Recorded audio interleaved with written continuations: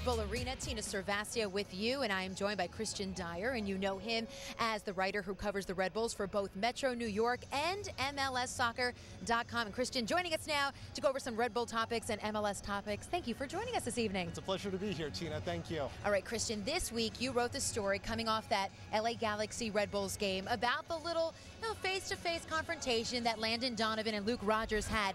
And on Monday, Luke Rogers had some strong words about Donovan and all this talking he thinks he does on the field. When you look at this Rogers versus Donovan rift, is it a legit gripe on the part of Rogers? Well, you know what? It was very entertaining stuff from Luke Rogers on Monday. I mean, it's the kind of thing that as a journalist, you stand there with your mouth wide open and you go, can this be real?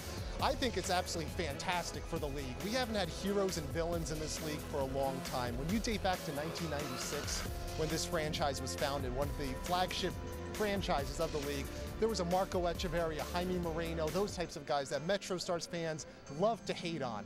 And you know, I think Luke Rogers provides that kind of dynamic now. He surely spoke his mind, and he spoke about the icon of U.S. soccer. I mean, this isn't just any player that he spoke about. This is Landon Donovan, the face of U.S. soccer, the face of the league. And he went out there, made all these references, most of which I couldn't print. And he just vividly said, you know, this is the player who is the face of U.S. soccer.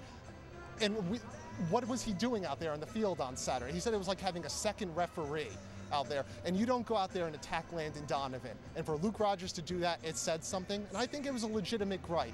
It was kind of embarrassing watching Donovan out there on Saturday, always carping to the referee. So it's going to be interesting to see what happens when the Galaxy return here at Red Bull Arena later on this year. What kind of reception does Landon Donovan get from those fans in the South Ward? They're going to have some pointed words for Donovan. Yes, that will be fun in late July. Now, Timo Tainio did not play last Saturday in LA with a groin injury.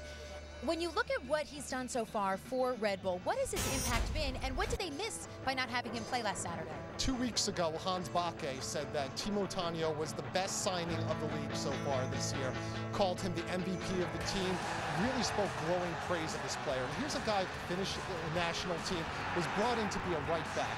Backe takes him into preseason training, says there's no way we can have this guy as a right back. He's too talented. He's pure class on the ball. And so I really think that Tainio is the cog.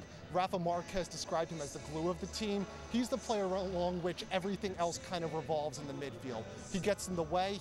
He's the first one back on defense. He's also the first one into the attack as well. So Tainio kind of links up well with the rest of the midfield and provides that link with defense too. An absolutely fantastic signing. This league needs more players like a Timo Tainio coming in and making an impact. He's that ideal international signing who works hard, doesn't live off of his reputation, and certainly brings a certain skill level as well. And then you see why the Red Bulls have seen this success with him on the pitch. Let's turn now to our MLS topic. And when you look at the MLS players of the week, so far this season, a lot of them are newcomers and foreigners as we take a look at this list here. Kristian, is this a new trend that we're seeing in MLS? And what do you think of it as you check out those names of the players of the week so far this season? It's not a new trend, and when you look at them, only 2 of the players are domestic-based American players. Everyone else seems to be an international player, a foreign player. And it's a trend I would be hoping that MLS version 2011 would be getting away from, that we would be looking at more American-based creative players. The player of the week tends to be someone, an attacking player, a goal scorer, something like that.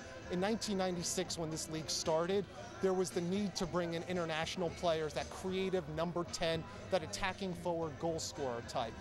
And I would have hoped that by 2011, the league would have progressed to the point that there would be more American domestic-based players. If I'm MLS, I'm very worried by this trend that 15 years, the league has not progressed to the point where we're now having impact players at those positions in the national team.